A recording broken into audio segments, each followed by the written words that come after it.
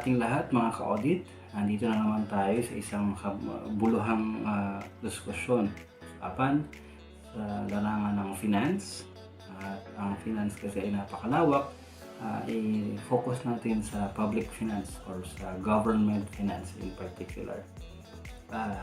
Pero malawak pa rin na topic yun. So i-limit na naman pa natin.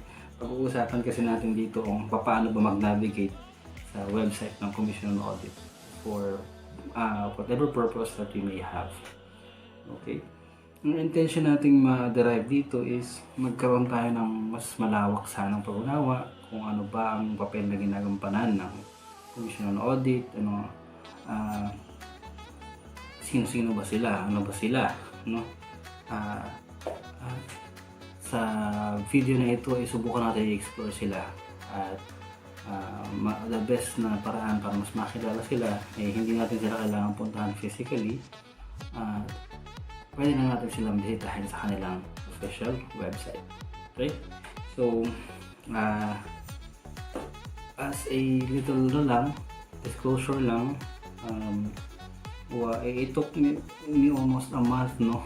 It took almost 3 weeks yata since my last video. Kasi to be honest, nagkaroon ako ng direction concern or issue or kung ano nga ba ang direction na gusto kong tahakin dito sa mga vlogs na nandito. At so far, kung ipupursok ko kasi yung nauna kong plano sana, agad-agad, may mga issues ako na kailangan kong pagbulay-bulayan ng maayos, pagmilay-milay ng maayos. Ano yun? Posible kasing magkaroon to ng epekto yung discussions natin dito sa aking personal well-being dahil necessarily if we talk about government finance, we're talking about we will be talking about people who are in charge dun sa pag-discharge ng functions na may kinalaman sa financial aspect ng government operations. And then if we talk about these topics, of course may reputational risks yun, hindi lang sa kanila, pati na rin sa institution na kanilang nag-represent. Okay? So ang consequence nun sa aking sinasabing personal well-being is baka may mga matapakan tayo na hindi natin naman intensyon, kaya naman nag-iingat tayo at nag-iipon muna tayo ng momentum. So umpisa natin nga dito sa video na ito. Another na pinag-inilayan ko rin is yung impact nito sa aking karera. Mamaya mag-disclose ko kung sino ba ako, ano ba ang pinagkakabalan ko sa buhay, at in a way kung ano nga ba rin ang aking sabihin natin karapatan sa pag-tackle ng mga issues na ito. And lastly, na pinag-ninilayan ko dito sa aking direksyon nga na gustong tahakin sa vlog na ito is may economic side nito. Hindi naman kaila sa ating lahat na ang isa sa mga malaking motivation sa mga kagaya kong nag-uumpisa mag-vlog or maging present sa or mag-introduce ng online presence sa iba't ibang social media platforms is yung monetization opportunities na maaaring magbigay ng karagdagang benepisyo sa amin or kung sino mang pala rin na magkaroon ng qualify sa requirements ng monetization ng program ng iba't ibang social media network. So, realize ko because of that economic aspect, fortune favors the bold. Ano ibig sabihin nun? The bolder na you choose your actions or your decisions, the more enticing that would be dun sa magiging fortune, magiging sabihin natin swerte mo sa mga ginagagawin mo sa buhay. Not to say na magre-rely ka lang basta-basta sa fortune, but you get what I mean. I mean, ang ganda yung expression na yan, fortune favors the bold. Sabihin lang naman, huwag ka masyadong nandun sa gilid-gilid, instead sa kayong makakatanggap ng maraming biyaya dahil inihanda mo yung sarili mo sa mga biyayang yun. Ayan. Sabi ko kanina magpapakilala ako ng maayos. My name is Winston Pura. Okay? I am a state auditor of the Commission on Audit. Okay? I have been in COA since November of 2014 and I am a certified public accountant. Because of these qualifications and including my 10 years as an accountant sa isang private company, nagturo na rin po ako for 3 years and being in COA again since the year 2014. I believe na I have not necessarily the expertise, but the technical know-how and the knowledge sa jargons na makakaharap natin pag tinakal natin yung COA as an institution. And because of that, kaya ako inspired na umpisahan ito. That's a disclosure, para lang din may an idea rin kayong mga manonood sa akin sa background ko. Okay? So, nabanggit ko kanina briefly kung bakit natin gustong pag-usapan ang topic na ito, which is yung i-feature natin dito yung COA website, yung Commission on Audit website. So, primarily, it's because we want to get to know COA better.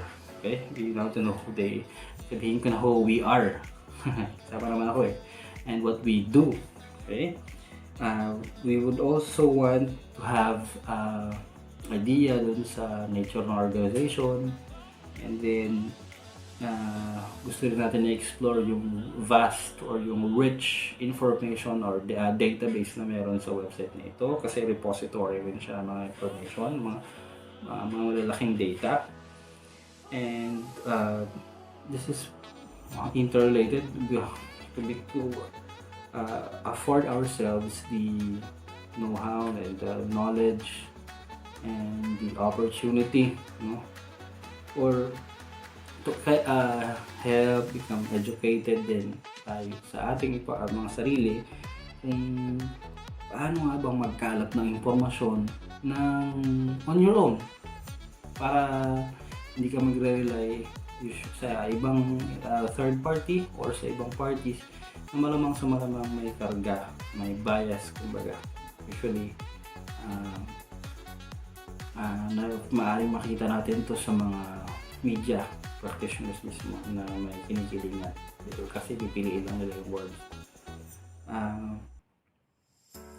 Mayroon kasi akong personal experience kung saan I encountered somebody na ang sabi sa akin grabe yung COA, nagpapasabog ng mga ganito.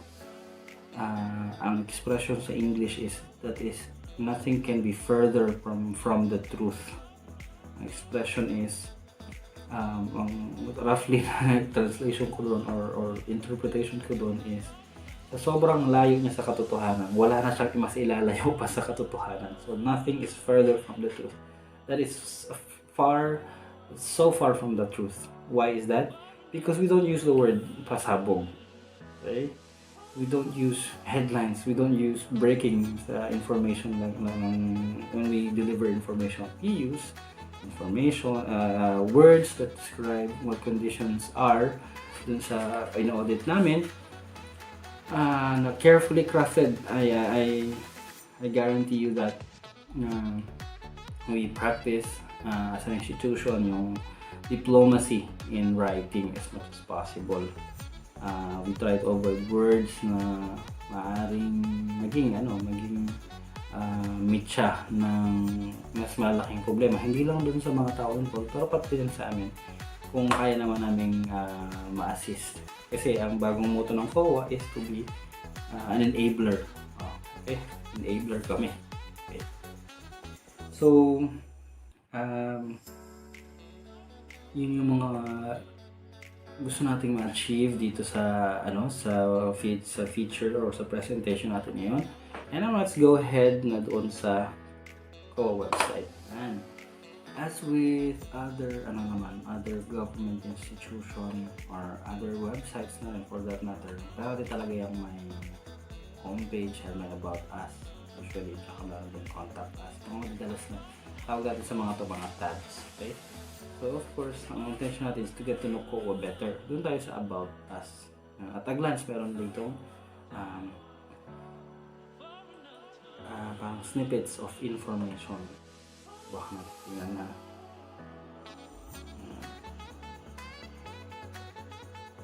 So let's go at a glance.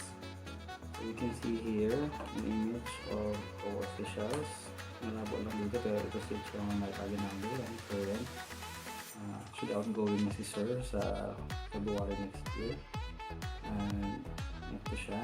Ito rin si Commissioner Fabia. He is no longer connected in KOA.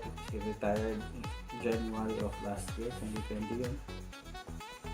So at a glance tayo. Ang vision, sabi, a trustworthy, respected and independent audit institution that is an enabling partner of government in ensuring a better life for every Filipino. Enabling partner. So yun ang importante. We try to become good partners who are facilitative of programs and plans and that is geared towards providing our fellow Filipinos with a better life, no? For that matter, through our audit. Okay? So, as a mission, to ensure accountability for public resources, promote transparency, and help improve government operations in partnership with stakeholders for the benefit of the Filipino people. So, as an organizational chart, we have the commission proper. Anong ibig sabihin namin nito? Sa commission proper, sila itong tatlo. The commissioner, or the chairperson, commissioners 1 and 2. Ang sequence niyan is kung sino mas naunang mas senior, mas naunang point. Under sa mga opisina nito ay ang mga special bodies na mayroong Public Sector Accounting Standards Board and Public Sector Auditing Standards Board. The Accounting Standards Board, ito yung in charge na mag-issue ng mga accounting standards na ginagamit sa government sector or public sector. So lahat ng financial reporting requirements na ginagamit ng mga local government units, national government agencies at mga GOCCs, they have this responsibility of issuing those frameworks na. Auditing Standards Board naman is yung standards, sila yung in charge sa pag-develop ng standards na ginagamit ng KOA sa kanilang pag-conduct ng audit and Assistant Commissioners Group. So ang KOA kasi is composed of several sectors headed by Assistant Commissioners. So they are the highest career positions or career individuals na who can rise from the ranks, kumbaga. Kasi atong tatlo lang naman dito ang mga presidential appointees. So ano na yung mga sectors na yun? You have administration sector, government accountancy sector, legal services sector, and commission proper and adjudication, and secretariat support services sector. So mahaba. This is professional institution development sector. Si admin, that's quite self-explanatory. Government accountancy, sila yung in charge sa pag-craft ng mga annual financial reports ng buong bureaucracy. Legal services, they provide legal counsels, advice sa buong commission. And ito naman at commission proper, adjudication, and secretariat support services, they provide assistance sa pag-develop ng mga decisions na kailangan i-render ng commission proper with regards dun sa quasi-judicial function ng KOA, because KOA issues audit actions that require that may entail administrative functions or actions din. Professional institutional development sectors, this is the sector in charge sa pag-develop ng programs and plans that are designed to enrich COA's professional ranks and the COA as an institution as well. So planning, finance, and management sector, that's in charge dun sa general perspective or direction ng COA, kasi may planning and yung finance and management aspect din ng COA. This is a special services sector. Hihuli ko itong tatlo, which covers other functions na other audit services that do not fall under the usual audit functions na yung financial, compliance, and performance audit. Kasi may dito rin na sila rin yung audit ng PIDAP, hindi ako nagkakamali. And systems and technical services sector, IT ito namin, sila yung in charge IT. Nandito rin yung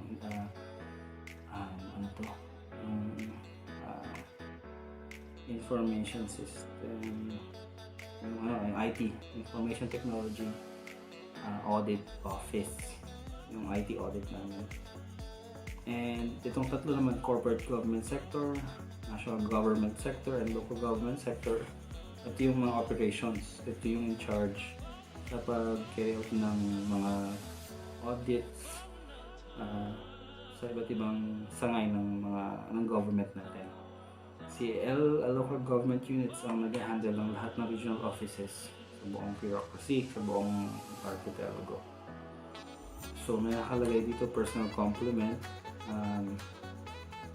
As of September of 2020, end of September, 8,989 na COA employees.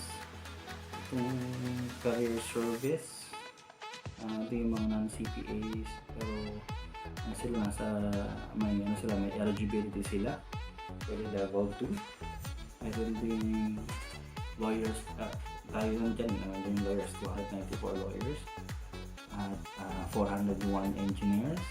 Among others din, meron din 1,342. Sila yung usually mga level 1 sa CSE, yung mga sub-prof ang karamihan dyan. And of course, yung mga certified public accountants such as yours truly. Meron din dito yung distribution ng COA employees by gender and age and gender. So, mas maraming mga females. That's quite expected. At you have by age naman, kung sino sila. Ang karamihan, ang parang median dito is mas marami yung nasa line of 26 to 30. So, mga pangalawa at yung mga retiring, marami rin mag-retire. So, sige na para siyang hourglass. Marami yung ka-retire, konti yung sa gitna, marami yung bagong dating. Okay. And sino yung audit ng COA? Ito sila. Total number of audit agencies, 66,045. Kasama yung SUCs, State Universities and Colleges, yung water districts, bawat munisipyo halos mayroong lahat yan.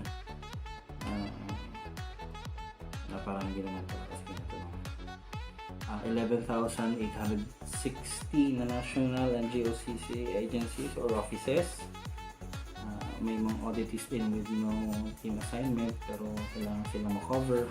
And 36,608 local government units kasama yung barangays, municipalities, cities, and provinces. Audit framework. Ito yung when we talk about audit framework at passport.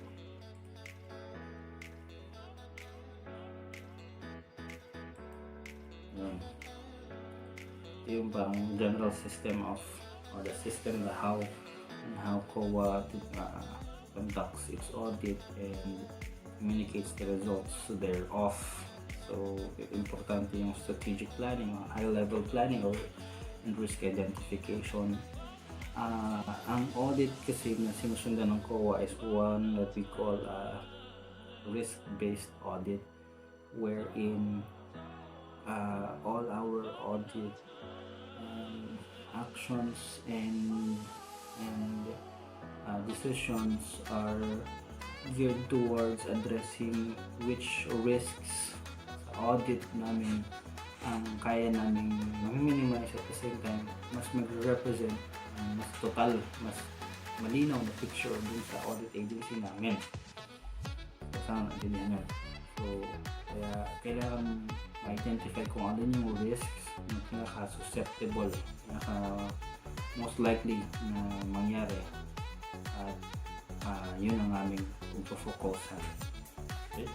Importante sa pag-deliver ng audit is yung planning, of course. Kaya kailangan namin ng agency risks and planning and risk assessment. Agency planning and risk assessment, I mean. So, audit planning and risk assessment. So, hindi ka naman kasi pwedeng pumunta, sumugod lang ng wala kang malang dala-dalang programa o plano paano mag-deliver yung gagawin mo. Sophisticated na klase lang ito ng work plan. Meron tayo siguro sa iba't ibang office natin.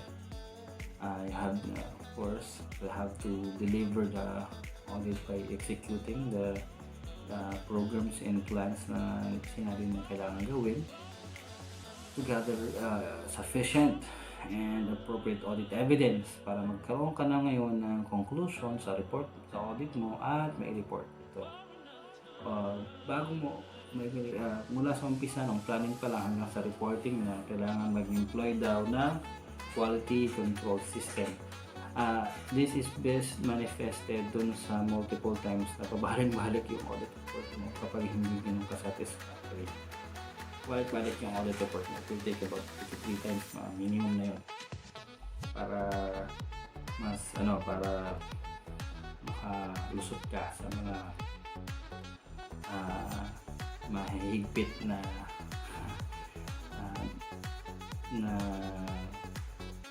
panuntunan, pamantayan ng mga reviewers ng audit report. Okay? So, audit reports, we have the annual audit report. Sila yung reports prepared at year-end bawat audit operations ito. So, these are transmitted to the head of the agency at later to the deadline set by the commission. So, may deadline yung commission yan every now and then. Consolidated annual audit reports are audit reports on the results of the audit of national government agency with regional offices and field or operating units. Ito yung may iba kasing offices syempre or field operating units national government agencies natin, so kailangan i-consolidate pa. Pero that doesn't mean that only means na bawat operating units na yun ay may sariling audit teams na naka-assign sa kanila.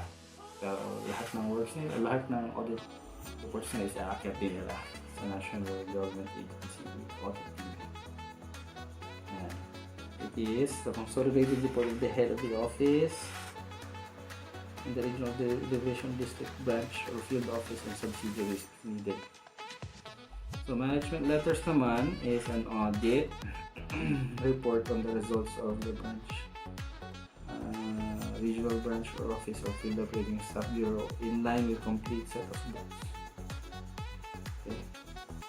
With complete sets of books na lahat. Or an audit report of agencies with complete set of books of financial statements submitted.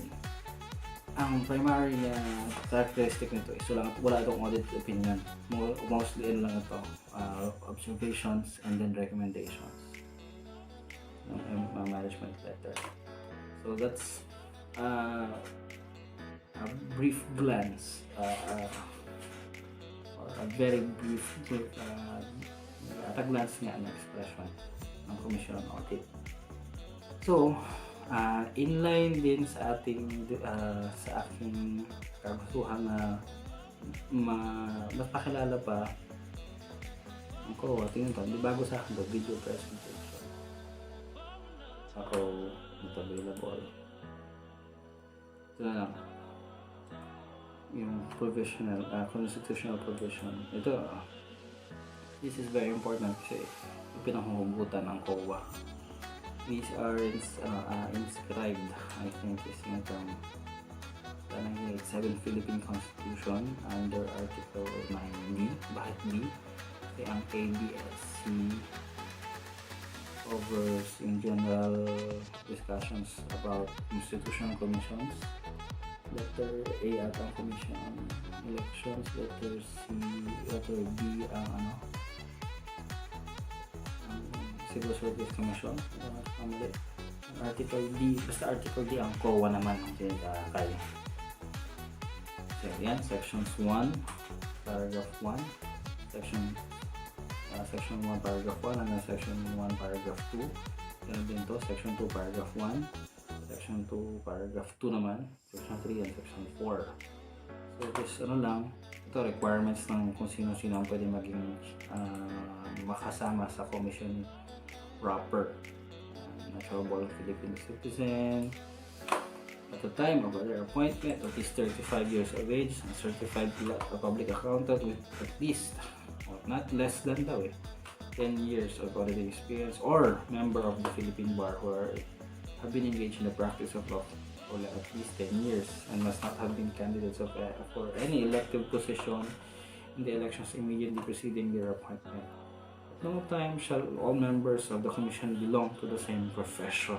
So, hindi ito kasi mga times na lahat sila CPA pero lahat sila lawyers. The commission and the chairman and the commissioner shall be appointed by the president with the consent of the commissioner appointments for a term of 7 years without reappointment of the first medyo relevant na to. Tapos na yun. Appointment to any vacancy shall only be the unexpired portion.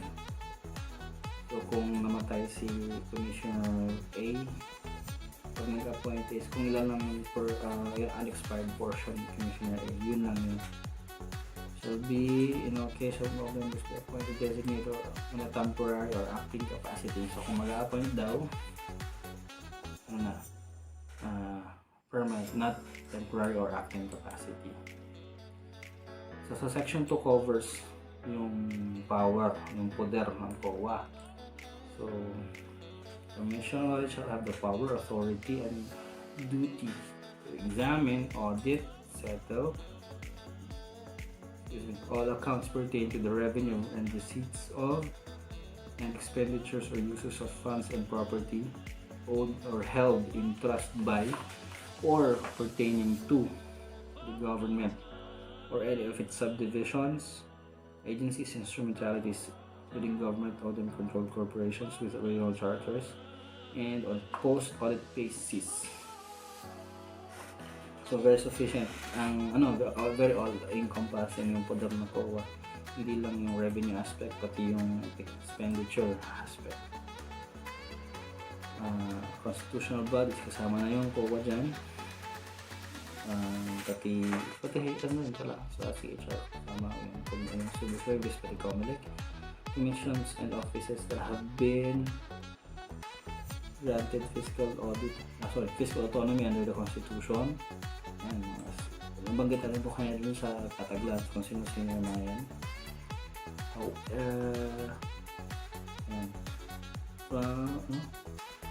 And such non-government entities receiving subsidy. This is important.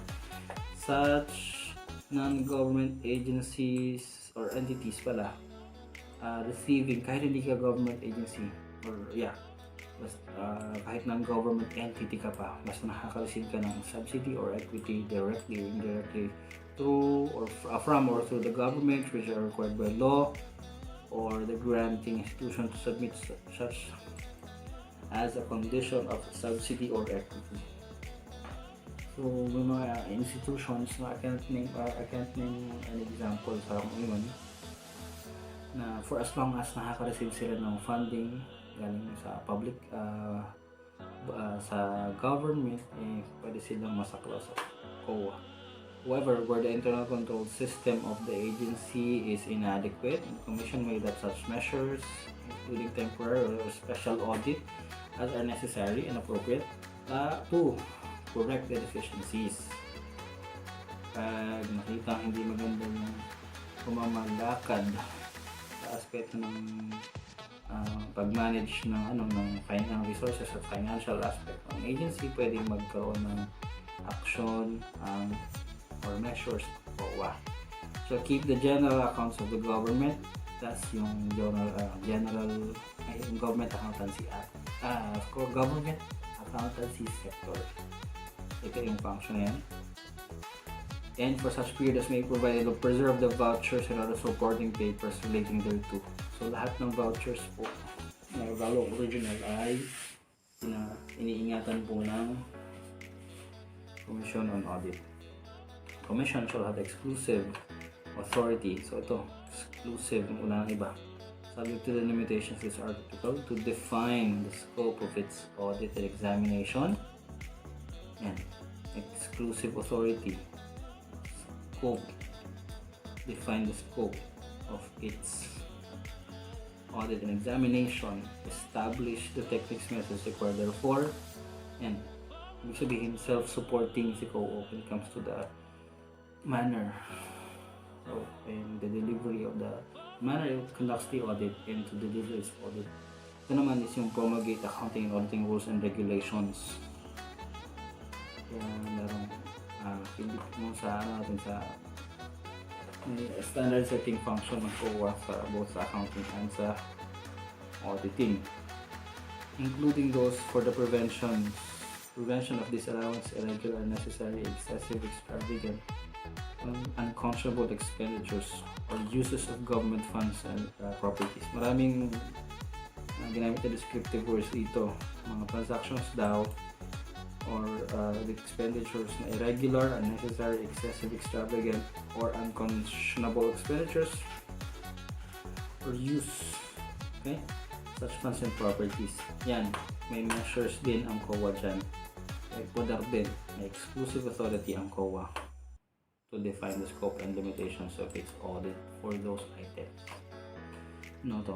Sa section 3 naman, laws shall be passed exempting any entity of the government or its subsidiary in any guise whatsoever or whatever or any investment of public funds from the jurisdiction of the Commission on Audit.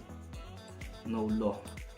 Walang law na magsasabi exempted. Walang law na pwedeng ipasa, magiging unconstitutional kasi yun na mag-exempt sa anumang agency sa jurisdiction ng COA. Lastly, the Commission shall submit to the President and Congress within the time fixed by law an annual report covering the financial condition, operation of the government, its subsidiaries, including those blah blah blah. Subject to its audit and recommend necessary measures to improve the effectiveness and efficiency. So, excuse me. Yan, yung pinakahawakan ng COA.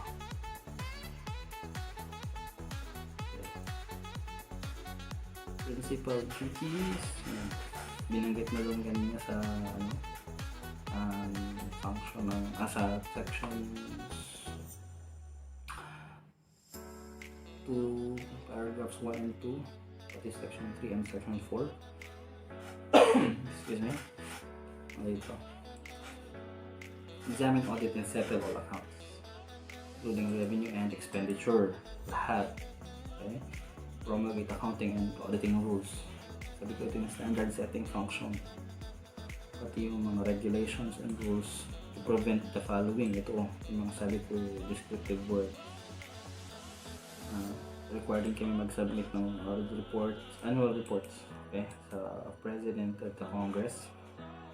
Condition, financial condition and operation of the government, and to recommend measures to improve the efficiency and effectiveness of government operations. Kaya naman meron kaming audit observations and recommendations. Hindi lang observations, nagre-recommend din po kami. Keep the general accounts. Kaya naman may nag-prepare ng consolidated or ng buong financial statements ng buong bureaucracy ay ang COA through the Government Accountancy Sector. Ito, decide in any case brought before it within 60 days. Decide in any case. May jurisdiction, may ano kasi, may ang tawag natin dito, meron kasi yung quasi judicial function ng COA. It has the power and the responsibility to render judgment dun sa mga transactions, whether they are complying with relevant laws, rules, and regulations, or they will be disallowed in audit. And like your resume or like your duties and responsibilities, perform such other duties and functions as may be provided by law. Pag-usapan natin yun. Definition. The core values. Ang bilis lang din. God-centeredness, patriotism, excellence, integrity, professionalism, courtesy, modesty, humility, and reverence for truth and the rule of law. So, yung mga values na we try to uphold at all costs, most of the time. It's our logo. I think dito my explanation. Chief Azure, 3 mullets, Argent, representing the national scope of jurisdiction of the Commission on Audit. Base Q, 7 basins, or representing the 7 functions of the Commission. The share represent ethnic design. Okay. The silver stars, mullets, or the bronze Azures.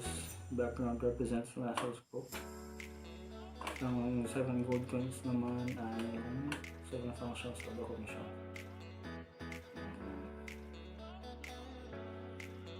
History. Ang Commission Audit traces its roots sa ano pa lang, Spanish era. Meron tayong actually hindi lang sa Spanish era, kahit nung mga panahon pa lang ng dato very rudimentary, very basic function of of providing accounts sa mga constituents, yung kung sino mang dato yun o leader, kailangan mag-report ang kanilang actions and decisions, especially concerning finances. Nung dumating ang mga Espanyol, they have this called Royal Audiencia. Yan, nagko-conduct ng in effect audit pa rin. Visit inspection made every 2 years, which will be clear anomalies of handling local government accounts, residential or inquiry into the administration. Okay. And 1793.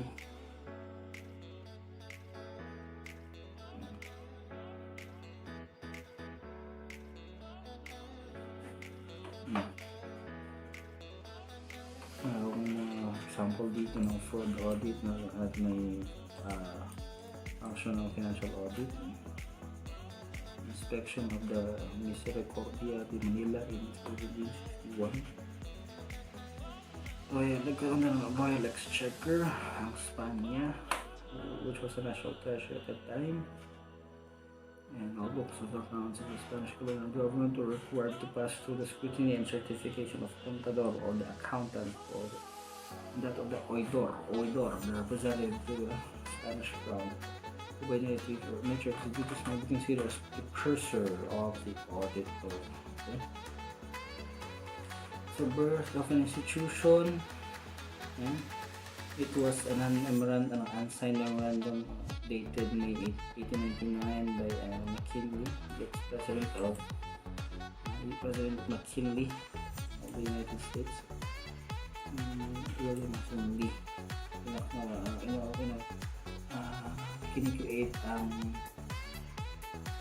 Office of the Insular Auditors dun sa mga newly acquired nilang territories kasama dun sa kasama yung Guam ng Puerto Rico, yung dun sa Cuba ata kasama din sa South America, dun sa Caribbean yun, of course yung Philippines after the Spanish War. So it underwent several changes from government, naging General Auditing Office or GAO until naging Commission on Audit, and yan, may mga international involvements din. Ang COA, ang COA sa founding member ng ASOSI or the Asian Organization of Supreme Audit Institutions. Supreme Audit Institution kasi ang COA. There are no other audit institutions in any sovereign country na pwedeng mag-perform ng function ng COA. Isa lang yan, si COA lang yan.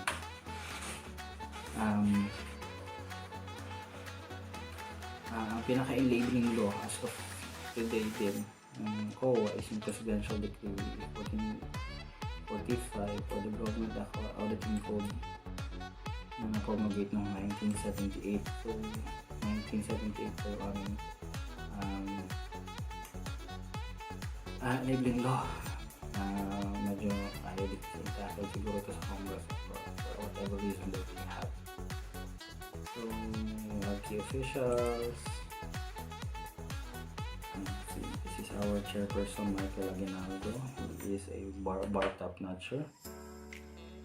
Lawyer with 25 years experience from private law practitioner, government official, and professor. Halos pareho sila ni Commissioner Pondo.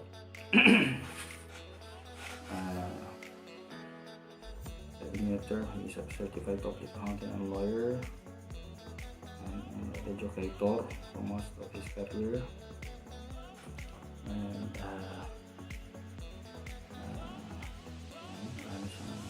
national award din siya ng many times over for his significant contributions. In short, very distinguished itong aming mga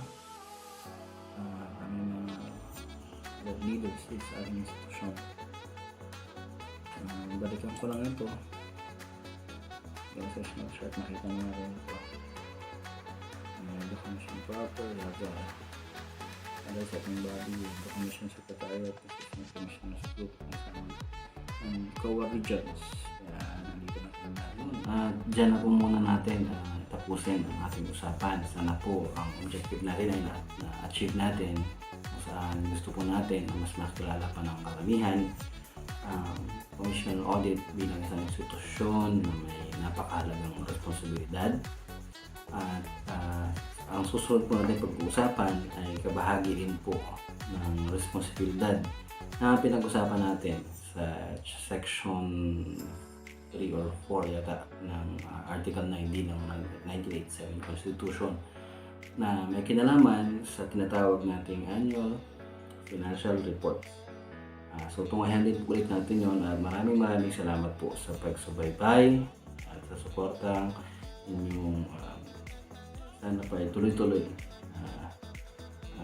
iparamdam dito sa ating munting talakayan. Mabuhay po tayong lahat. Please like and subscribe, and pa-share na rin po, pakiusap ko na rin. Mas marami po ang mas nakakilala pa, at mas marami pa po ang mas natututo sa aspeto po ng auditing, ang finance in general. So, mabuhay po tayong lahat, at nawa po ay ligtas tayo sa mga darating na pagkakataon, mga darating na panahon, lalo po na kahit na nasa panahon po tayo, nasa panahon po tayo ng pandemic.